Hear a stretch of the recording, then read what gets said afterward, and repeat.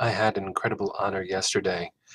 I sat on the floor at the UN in a reserved seat with a group called the Multi-Faith Advisory Council to the United Nations Interagency Task Force on Religion and Development. And yes, that's a mouthful. But among the things that really struck me in that moment was we had gathered for the 71st anniversary of the commitment to end genocide and to hold accountable any other nation that would commit genocide, and the context of this at the UN, and to sit there as a Jew representing the entire Jewish community on this multi-faith, multilateral, organizational level, and in an agency, in a building that housed incredible moments and continues to for the world, even with all the attacks on the UN, what it manages to bring together, how it holds our world from war and brings us into encounter with each other can simply not be overestimated.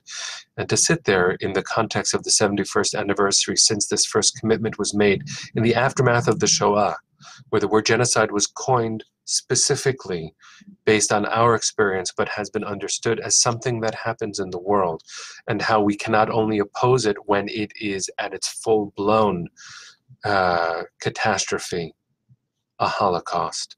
We have to oppose it when it dehumanizes one of us in the eyes of another. And so to sit there at the UN with sisters and brothers of different faiths, and then to be called to recite a prayer, and for me, this moment was even more profound. It was historically not included. No prayer was included. No verbal prayer was included in this commemoration. And I think it's understandable how when it comes to the UN and the question of genocide, faith can provide a shelter to the worst elements of human interaction, but it also can be, as was articulated by many of the speakers on the panel, a way of making sure that we do not hurt each other. Faith should be there to recognize the divinity within all of us. Well, I had just joined the group and was asked to draft a prayer. And so I did draft a prayer, and it ended up being what we said.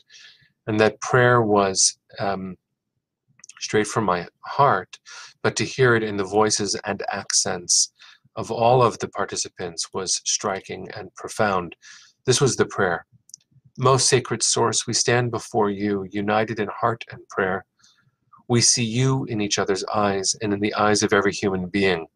It is for that purpose that we gather today, to commemorate our promise learned through harsh histories and unfathomable loss.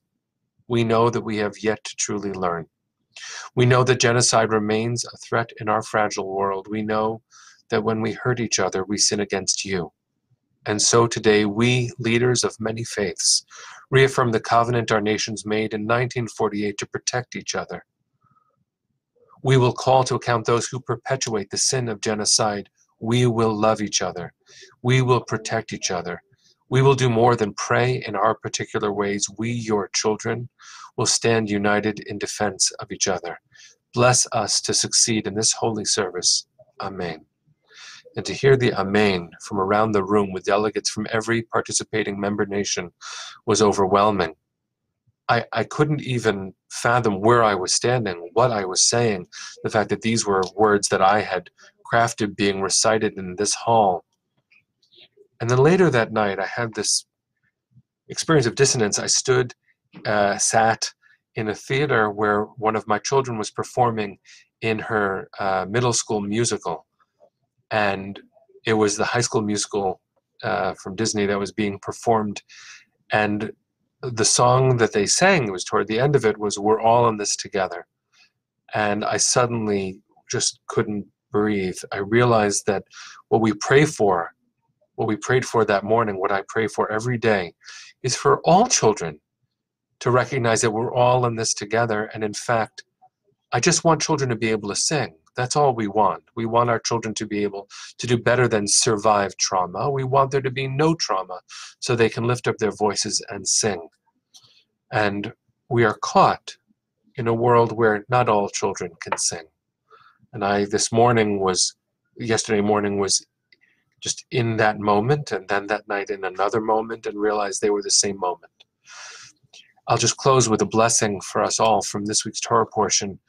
After an entire lifetime of animosity of brothers who couldn't imagine there'd be enough love for both of them, for all of us. There's a moment where Jacob and Esau, where Yaakov and Esav managed to not reconcile. We don't quite get there in this week's Parsha, but they hold each other.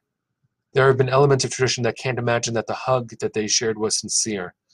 But the Torah knows and shows us that even alienated family members can find each other once again and cry on each other and hold each other and say, "You're giving me too much. I just want to be here with you." And Yaakov says to his brother something quite powerful, someone who has been through a lot, and his brother's been through a lot, and they've taken from each other, and there's been hatred. Well, one day, may we embrace and say what Jacob said to his brother Esav. Ki alkein ra'iti fanecha kirot pnei Elohim vatirtzeni. No, I see God when I see you. There'd be no war if we could actually mean that. If we could just say that to each other, there wouldn't be fighting. There wouldn't be hurting. How could I hurt you? How could you hurt me? All we would be able to do is sing, maybe cry, definitely hug. But may we get to the point where we can just sing and know that we're all in this together. That's how the world should be. May the world be that way sometime very, very soon. And may we be a part of helping it get there.